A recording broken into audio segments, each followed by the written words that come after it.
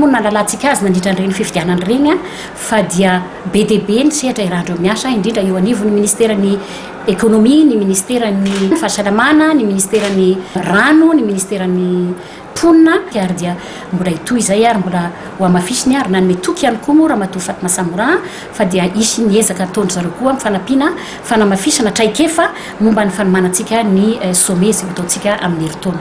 Nisy olo tena maritry ny firenena mikambana Fatma Samora ary ny masivon'ny Afrika Atsimo dia samy mamarana ny fotoam-piasany eto Madagasikara. Ny zoma lasa teo dia notoloran'ny gouvernemanta malagasy Marobonaitra commandeur de l'ordre national tao anatin'ny lanonana izay notontosaina teny amin'ny ministeran'ny raharaham-bahiny Anosy.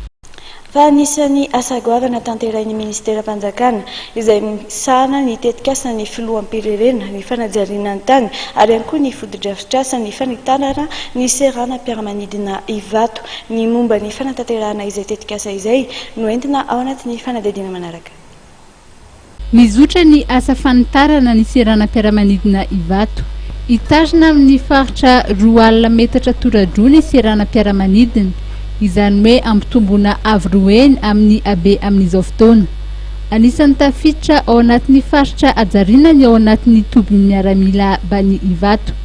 Tafiditra amin'ny tetikasan'ny filoham-pirenena ny fanitarana ny seranam-piaramanidina Ivato.